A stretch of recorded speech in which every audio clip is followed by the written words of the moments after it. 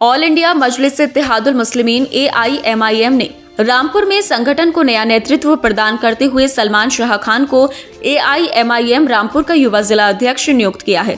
बुधवार को degree college स्थित शाह मुबारक होटल में आयोजित एक समारोह के दौरान पश्चिम प्रदेश अध्यक्ष एहतेशाम मंसूरी, उत्तर प्रदेश जनरल सेक्रेटरी जाकिर आइनी और मुरादाबाद AIMIM अध्यक्ष मोहित फरगानी ने उन्हें नियुक्ति पत्र सौंपा। इस अवसर पर बड़ी संख्या में AIMIM कार्यकर्ता और पदाधिकारी मौजूद रहे। कार्यक्रम में बाबू, एडवोकेट वसीम अहमद, मोहम्मद आजम उर्फ सोनू, पूर्व नगर अध्यक्ष सैयद सरफराज मियां, मोहम्मद जीशान, शहबाद नगर अध्यक्ष फ़हीम खान, शहजाद रायनी, मोहम्मद फिरोज हुसैन तुर्क, पूर्व महासचिव कारी मोहम्मद इमरान, मोहम्मद रिजवान, शुएब कुरैशी समेत शहबाद, रामपुर, बिलासपुर व चमरौवा की पूरी टीम मौजूद रही।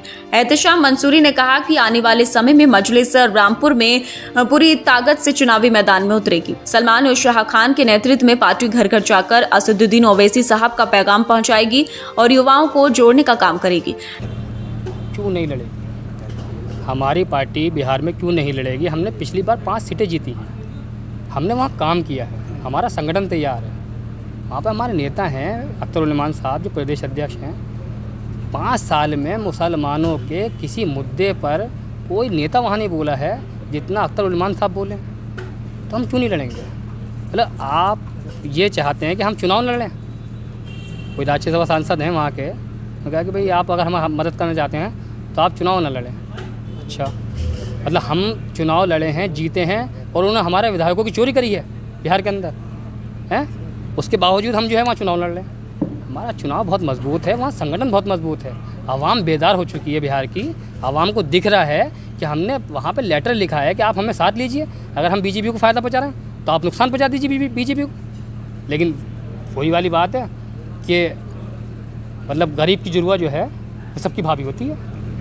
भाई बीजेपी की बी टीम हमें जो कहा जाता है वो एक बात याद रखना, जो दूसरी पार्टियों के बेचारे मुसलमान हैं तो वो लोग बात कहते हैं, ठीक है ना, हम किसी को नहीं कहेंगे, उनका जो मफाद होते हैं। लेकिन एक बात समझ लीजिए, जब हम काम करेंगे और काम कर रहे हैं जिस तरीके से, वो एक बात बताइए, जो 5 विधायक जीते थे हमारे बिहार के अंदर, वो दूसरी जमात को RJD से आए थे वो लोग, और वही लोग जो है बीजेपी की बी टीम कर रहे थे।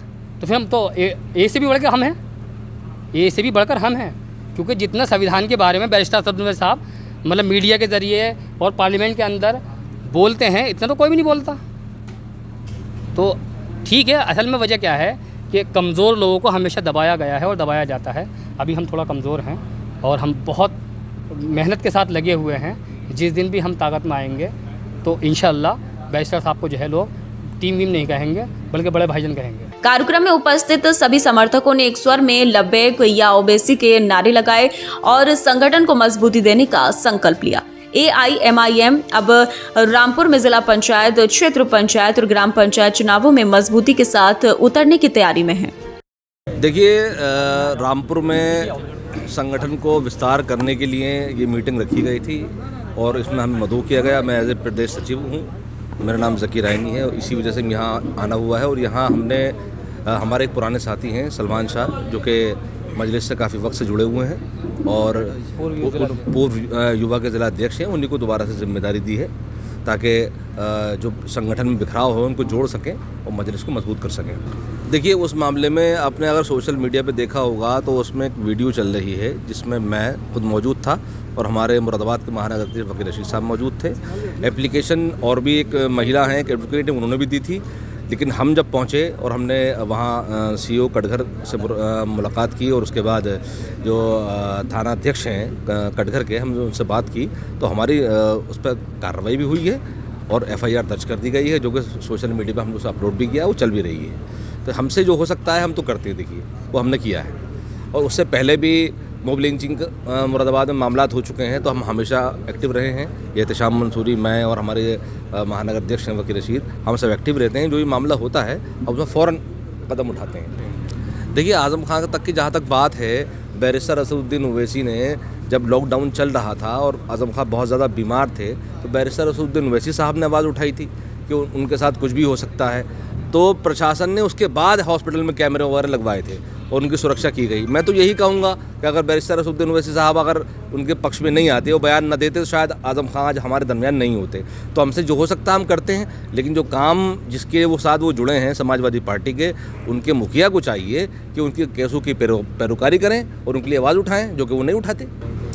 देखिए, जहाँ तक मुसलमानों की मुद्दे की बात है, तो चंद्रशेखर आज़ाद तो अब आए हैं, उससे पहले मायावती थी, उससे पहले अखिलेश यादव भी रहे हैं, उससे मुलायम सिंह यादव भी रहे हैं, कांग्रेस भी रही है। देखिए, जब से देश आज़ाद हुआ है तब से ये तो होता ही रहा है ना कि वोट लेने के लिए तो मुसलमानों की बात कही जाती है। जब सत्ता में पहुंच जाते हैं हमारे वोट लेकर के, तो हमको जो है दरकिनार कर दिया जाता है, हमारी कोई पूछगछ भी नहीं होती। तो कोई नई बात नहीं है कि वोट के लिए सिर्फ देखिए, वो एक सम्मेलन करते हैं, वो मुस्लिमों के दरमियान करते हैं। मेरा कहना इनसे यह है कि आप एक दलितों का सम्मेलन कीजिए ना, दलितों को बुलाइए, उनको जोड़िए।